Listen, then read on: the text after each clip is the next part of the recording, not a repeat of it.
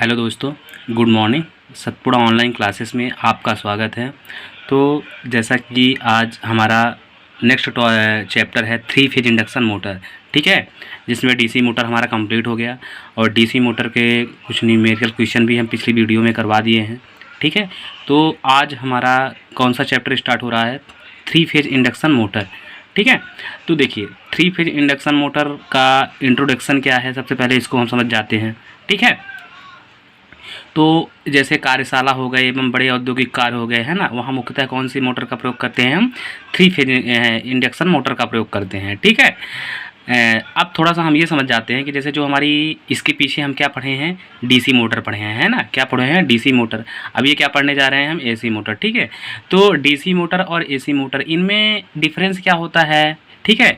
सबसे पहले हम ये समझ जाते हैं, जैसे इनका जो सिद्धांत होता है, ठीक है, तो वो तो सेम होता है ना, लेकिन जो इनकी संरचना होती है, ठीक है, और ये अलग अलग होती है ना, तो इसके बारे में थोड़ा हम समझ जाते हैं, ठीक है। तो जैसे अगर हम एसी एवं डीसी मोटर की बात करें तो मुख्य अंतर यह होता है कि जो डीसी मोटर होती है ना, तो उसके प्रचालन के लिए उसके आर्मेचर एवं क्षेत्र वाइंडिंग को हम क्या देते हैं? डीसी आपूर्ति देनी पड़ती है ना। कौन सी देनी पड़ती है? डीसी आपूर्ति। लेकिन जो एसी मोटर होती है तो उसमें केवल हम क्या देते हैं? क्षेत्र वाइंडिंग को ही आपूर्ति करना पड़ता है, ठीक है, और भी एसी सप्लाई देना पड़ता है, ठीक है, अल्टरनेटिंग करंट। और रोटर में इंडक्शन क्रिया के द्वारा, ठीक है, जो क्षेत्र वाइंडिंग से विद्युत वाहक बल क्या हो जाता है? प्रेरित हो जाता है ना। दूसरे शब्दों में अगर हम बोलें तो इंडक्शन सिद्धांत पर आधारित होने के कारण एसी मोटर का दूसरा नाम क्या होता है? इंडक्शन मोटर भी कहते हैं, ठीक है। क्या नाम रहता है? एसी मोटर को हम क्या बोलते हैं? इंडक्शन मोटर भी कहते हैं, ठीक है। अब थोड़ा सा हम समझेंगे कि difference between your AC and DC Motors, है ना, मतलब जो डीसी मोटरें होती हैं, ठीक है, और जो एसी मोटर होती हैं उनमें मुख्य अंतर क्या होता है, ठीक है। तो जो डीसी मोटर होती है, ठीक है, तो अगर हम उसकी बात करें तो इसमें जो स्टेटर एवं रोटर जो होता है तो दोनों को हम क्या करते हैं, है ना, मतलब स्टेटर एवं आर्मेचर है, दोनों को क्या करते हैं? डीसी स्रोत से कनेक्ट करते हैं, ठीक है। किससे करते हैं? डीसी कनेक्ट से स्रोत करते हैं, ठीक है। लेकिन जो हमारी एसी मोटरें होती हैं ना, तो इसमें केवल जो स्टेटर होता है उसको हम क्या करते हैं? एसी सप्लाई से कनेक्ट करते हैं, ठीक है। यही इसमें मुख्य अंतर होता है, ठीक है। अगर आपसे कोई पूछे कि दोनों में मुख्य अंतर क्या होता है तो यही मुख्य अंतर होता है। इसमें स्टेटर एवं आर्मेचर दोनों को हम डीसी सप्लाई से कनेक्ट करते हैं, इसमें केवल क्या करते हैं? स्टेटर को ही भर हम सप्लाई सोर्स से कनेक्ट करते हैं, वो भी एसी सप्लाई देते हैं, ठीक है, डीसी नहीं, है ना। अब बात करें तो जो इसमें आर्मेचर को स्रोत से संयोजित करने के लिए हम क्या करते हैं? कम्यूटेटर का प्रयोग करते हैं, लेकिन इसमें कम्यूटेटर की कोई व्यवस्था या मतलब आवश्यकता नहीं होती है, ठीक है। और ये जो आपका होता है डीसी मोटर की घूर्णन गति जो होती है तो बैक ईएमएफ के अनुक्रमानुपाती और तथा चुंबकीय फ्लक्स क्या होती है? व्युत्क्रमानुपाती होती है ना। लेकिन जो अपनी एसी मोटर की घूर्णन गति होती है तो इसको हम क्या करते हैं? आवृत्ति के अनुक्रमानुपाती होते हैं, है ना, मतलब आवृत्ति को चेंज करके हम क्या करते हैं? स्पीड को इसके, ठीक है, कम ज़्यादा तथा पोल की संख्या के क्या होता है? व्युत्क्रमानुपाती होता है, ठीक है। अब ये जो होती है आपकी डीसी मोटर तो इसकी घूर्णन दिशा सरलता से परिवर्तित की जा सकती है, ठीक है ना। हम जैसे बात भी किए थे, है ना, कि शंट एवं कंपाउंड मोटर की मोटर चेंज करने की विधियाँ कौन कौन सी हैं, ठीक है, और सीरीज मोटर की कौन कौन सी हैं, है ना, और उनकी दिशा सरलता से क्या करती है? चेंज की जा सकती है। लेकिन जो एसी मोटर होती है आपकी, उसकी घूर्णन दिशा सरलता से परिवर्तित नहीं की जा सकती, है ना। अब हम थोड़ा सा बात करेंगे क्लासिफिकेशन ऑफ एसी मोटर्स के बारे में, ठीक है, कि ये जो एसी मोटर होती है तो इसका वर्गीकरण कैसे किया गया है, ठीक है। तो जैसे इनका एसी मोटर मुख्यतः 2 प्रकार की होती है। एक होता है आपका 3 फेज इंडक्शन मोटर और दूसरा कौन सा होता है? Single phase induction motor. अब इस चैप्टर में हम किसके बारे में जानकारी प्राप्त करेंगे? 3 फेज इंडक्शन मोटर का, इसीलिए बस यही भर हम पढ़ेंगे, ठीक है। फिर नेक्स्ट टॉपिक आएगा आपका सिंगल फेज इंडक्शन मोटर, ठीक है, तो हम सिंगल फेज इंडक्शन मोटर में भी पढ़ेंगे, है ना, जो जितने उसके प्रकार होते हैं अलग अलग। तो जो आपका ये 3 फेज इंडक्शन मोटर होता है यह मुख्यतः 2 प्रकार का होता है। कितने प्रकार का? 2। एक कौन सा होता है? स्क्वायरल केज इंडक्शन मोटर और दूसरा कौन सा होता है? Slip ring induction motor. Squirrel cage का मतलब क्या हुआ? स्क्वायरल केज का मतलब हुआ गिलहरी के पिजड़े आकार की मोटर, ठीक है। स्क्वायरल केज का मतलब क्या हुआ? गिलहरी के पिजड़े आकार की मोटर, और इसमें हम स्लिप लगाते हैं, इसलिए इसका नाम क्या होता है?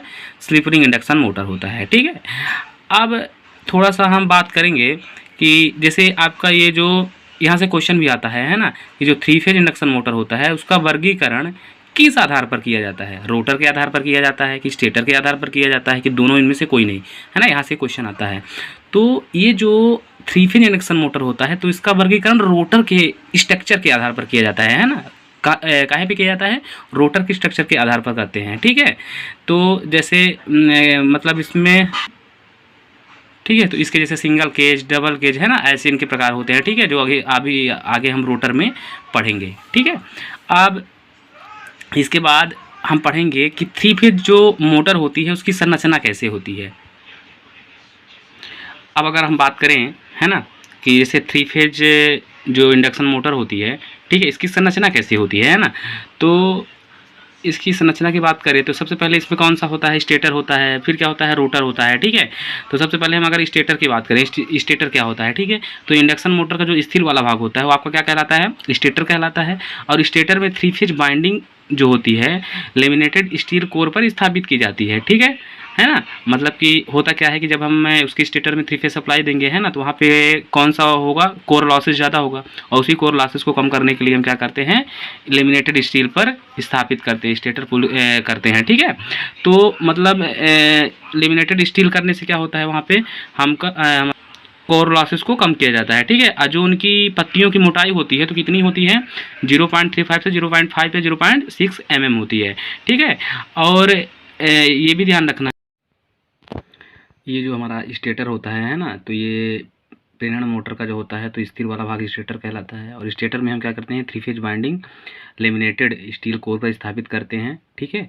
और ये जो प्रत्येक वाइंडिंग सेट की तीनों वाइंडिंग जो होती हैं तो 120 डिग्री का अंतर रखा जाता है ना, ये क्वेश्चन भी आता है, ठीक है, कि थ्री फेज इंडक्शन मोटर में जो ये बाइंडिंग सेट की तीनों बाइंडिंग को कितने डिग्री का अंतर रखा जाता है? तो 120 है ना, 120 डिग्री का रखा जाता है, अंतर रखा जाता है, ठीक है। अब ये जो बाइंडिंग सहित कोर को स्टील अथवा कास्ट आयरन से बने फ्रेम या योक पर क्या कर देते हैं? हम कस देते हैं, ठीक है। अब ये जो आपस में ये मतलब सभी बाइंडिंग सेट को आपस में श्रेणी क्रम में कनेक्ट कर 6 संयोजक सिरे निकाल दिए जाते हैं, है ना, और उन्हें फ्रेम पर बने टर्मिनल बॉक्स में ले जाया जाता है। जो इन संयोजक सिरों को हम क्या करते हैं? आवश्यकता अनुसार स्टार या तो डेल्टा कनेक्शन से कनेक्ट कर देते हैं, ठीक है। या तो हम स्टार में कनेक्ट करेंगे या तो डेल्टा में कनेक्ट करेंगे, ठीक है। लेकिन एक क्वेश्चन यहाँ से ये भी आता है कि मतलब कि थ्री फेज इंडक्शन मोटर में एक ऐसा कौन सा स्टार्टर होता है जो स्टार डेल्टा मतलब उसमें हम दोनों कनेक्शन करते हैं, ठीक है, मतलब दोनों में चलता है, स्टार में भी चलता है और डेल्टा में भी चलता है। तो आपका एक होता है, अभी जब हम स्टार्टर पढ़ेंगे तब पढ़ेंगे, स्टार या डेल्टा स्टार डेल्टा स्टार्टर, है ना, ये ऐसा स्टार्टर होता है कि स्टार में भी चलता है और डेल्टा में भी, है ना। पहले स्टार में चलता है, फिर क्या होता है? डेल्टा में चलता है, ठीक है। इसके अलावा ऐसा कोई ऐसा स्टार्टर नहीं बनाया गया है जो कि स्टार और डेल्टा दोनों में चले, ठीक है। अब देख लेते हैं कि स्टार और डेल्टा कनेक्शन होता है एक्चुअली पर कैसे है, ठीक है। अब थोड़ा सा हम ये भी देख लेते हैं, जैसे थ्री फेज जो इंडक्शन मोटर होती है ना, उनमें टर्मिनल कैसे रहते हैं? तो यू वी डब्ल्यू, है ना, फिर U1 U2 V1 V2 और W1 W2 से रिप्रेजेंट किया जाता है। फिर एक क्वेश्चन ये भी आता है हमारा कि जो थ्री फेज होता है उसका सीक्वेंस, है ना, क्रम कैसा होता है? R/B होता है, ठीक है। अब थोड़ा सा हम कनेक्शन के बारे में बात कर लेते हैं ना, कि स्टार कनेक्शन कैसे होता है, ठीक है। तो स्टार कनेक्शन आपको कुछ ऐसा होता है ना, ठीक है, ठीक है। आप देखिए यहाँ पे जैसे मान लीजिए हमारा ये U1 U2 हो गया, V1 V2 हो गया, ठीक है, और ये क्या हो गया आपका W1 W2 हो गया, है ना। तो यहाँ हम क्या करेंगे? U2 V2 W2, है ना, इन तीनों को शॉर्ट करके यहाँ से ये न्यूट्रल निकाल लेंगे, है ना, क्या निकल जाएगा? न्यूट्रल, है ना। अब ये हमारा यहाँ से एक R/B, है ना, ये तीन यहाँ से फिर चला जाएगा, ठीक है, न्यूट्रल को हम काम में नहीं लेंगे, है ना। इस तरह हमारा क्या होता है? स्टार कनेक्शन होता है। अब थोड़ा हम डेल्टा कनेक्शन के बारे में बात करेंगे। जैसे कि ये हमारा क्या है? डेल्टा कनेक्शन है ना। जैसे ये हो गया आपका U1 U2 V1 V2 W1 W2। यहाँ पे हम U1 अरे क्या कहते हैं V1 U2, है ना, फिर W1 V2 और फिर इसके बाद VN को W2 से कनेक्ट किया है, ठीक है। अब जैसे आप यहाँ से जहाँ पे दोनों शॉर्ट हुए वहाँ से टर्मिनल निकाल सकते हैं। जैसे यहाँ से हमने एक निकाल लिया, ठीक है, और इसके बाद यहाँ से ऐसे करके आप यहाँ से एक टर्मिनल निकालिए, एक यहाँ से निकालिए, है ना, R/B अलग अलग, ठीक है। ये हमारा क्या होता है? डेल्टा कनेक्शन होता है, ठीक है। अब नेक्स्ट वीडियो में हम क्या पढ़ेंगे? रोटर के बारे में पढ़ेंगे कि थ्री फेज इंडक्शन मोटर में हम कितने प्रकार के रोटर यूज करते हैं।